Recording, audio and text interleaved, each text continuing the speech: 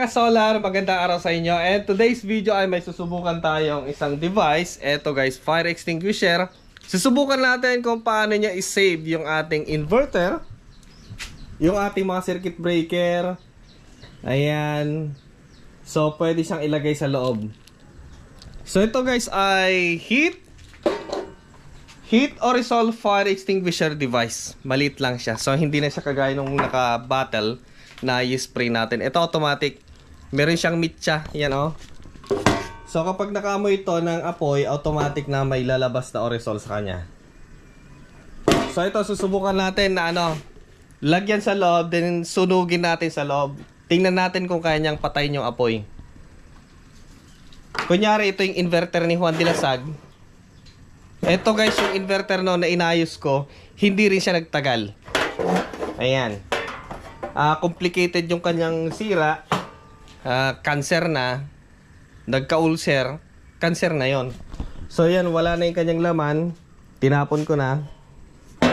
So ilagay natin dito.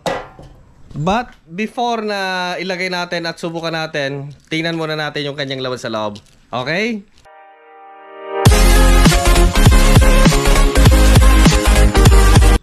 So yan siya guys, parehas itong isa, dalawa yung susubukan natin. Ito ay susunugin natin, sisindihan natin yung bitsa maya na nakalabas lang siya.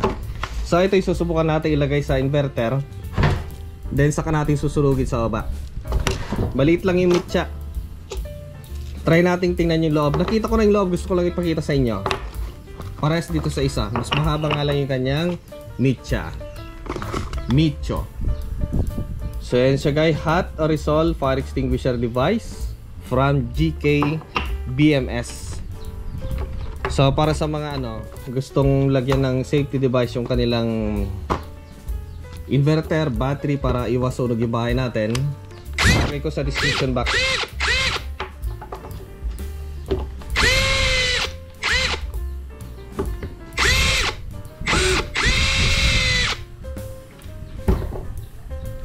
So ayan siya guys, yung laman sa loob ng loob ng fire extinguisher ni GK.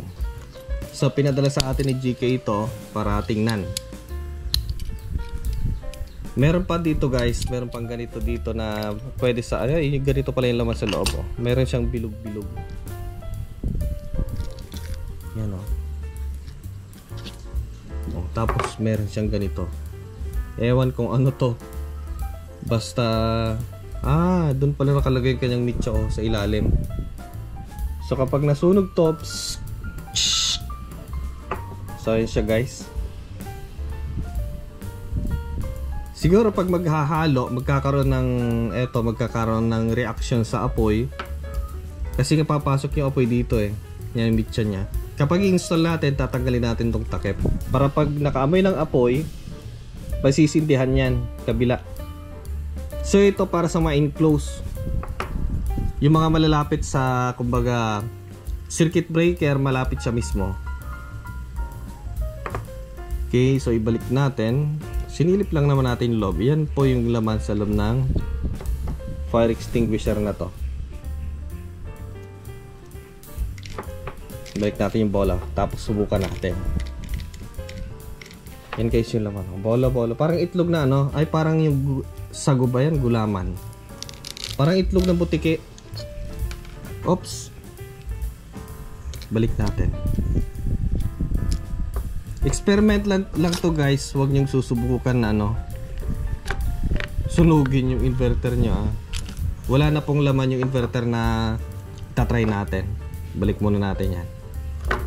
So itong dalawa na to guys ay malaking pagkakaiba nila. Although parehas silang aerosol yung ilalabas niya na fire extinguisher, ito ay selected lang sa area talaga na enclosed kagaya nito. Kumbaga yan yung inverter mo at ito yung mga prone ng sunog, so dyan siya malapit. Yan. Maliit kasing mitya, so nakatutok lang siya. So tamang tama sa mga circuit breaker, yung mga maliliit ang kaha niya. Pero kung sakaling malaki, kagaya nito, mahaba yung mitya, so pwede nating ilagay sa itaas na ganyan. Then yung kanyang mitya ay pwede na nating isiksik sa ilalim ng ganyan. Anytime na kung saan man siya maka-receive ng yung sunog, kumbaga dyan. Okay, pag nasindihan yan, mabilis yan guys, tumakbo yung apoy niya dito. Ang bilis. Subukan natin mamaya. Okay, so ito dahil in close, malapit masyado. Kunyari ito yung pro ng sunog, lagay natin dyan, sisindihan natin sa baba.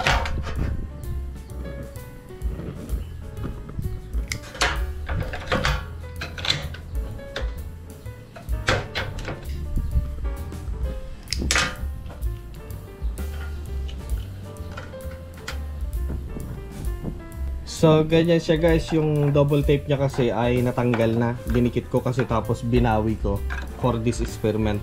So ang gagawin natin, tatanggalin natin yung rubber sa loob. Yan, para maging sensitive na siya sa apoy. Either dito yung makakami ng apoy or dun, parehas din yan guys na papasok sa loob. Okay, so sisindihan natin ngayon dito sa baba. Ganyan siya.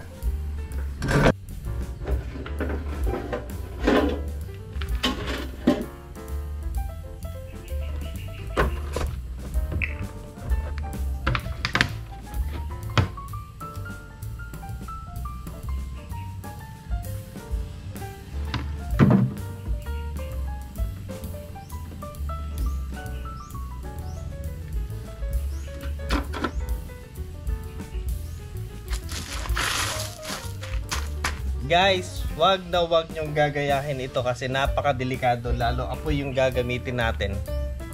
Gasolina yung ginamit ko, premium pa. So ngayon ay susubukan na natin. Yan o.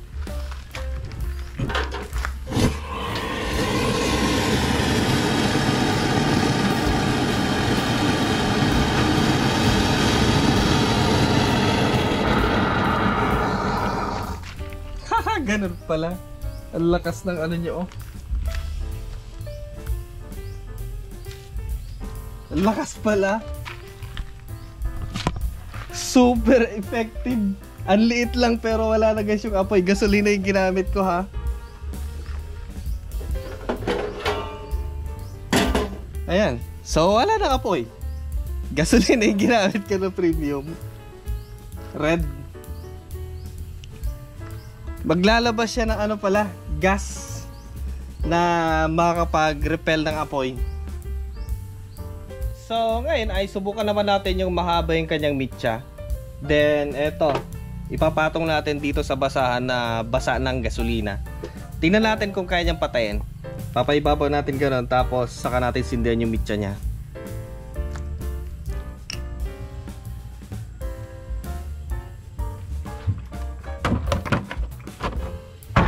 Hindi naman pala niya mababasa yung circuit, kundi maglalabas siya ng gas na anti-sunog. Ganun pala ang method nito.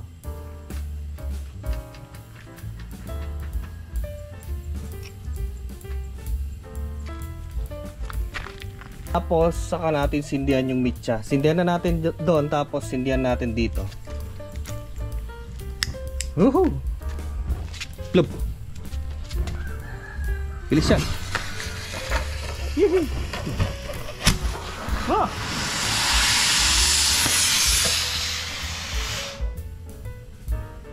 Galing. Wala, patay na yung apoy. May gasolina pala dito. Layo natin.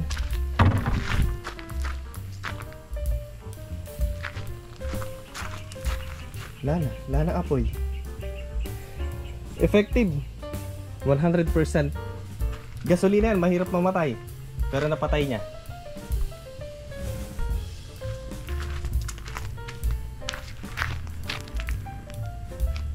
Para paputok. Ganun pala siya ka-effective guys, kasi nga ang ginamit na natin pampadingas ay gasolina. So kung tutusin, napakahirap patayin yan. And so ito ay effective for a lithium iron phosphate battery enclosure kasi malapad siya at malaki.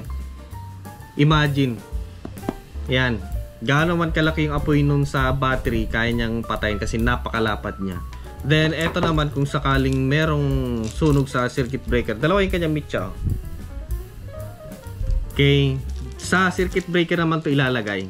So hindi ko na siya sinira kasi nga hindi na natin tinesting kasi nga ilalagay ko rin sa gamit ko syempre for safety purposes. Pwede din natin ilagay sa mga inverter kung sakaling hindi pala siya maglalabas ng tubig. Ganon din yung inaakala ko. Gas pala yung ilalagay niya na anti-apoy. So para sa mga interested na ganitong fire extinguisher na automatic, napaka ganda. Ayan, lalagay ko sa description box yung link. Mura lang siya guys, compare sa safety ng ating mga gamit, ating bahay. Para siyang circuit breaker lang. Ayun yung kanyang mga pellet. Eto walang tumutunog. Talagang intact.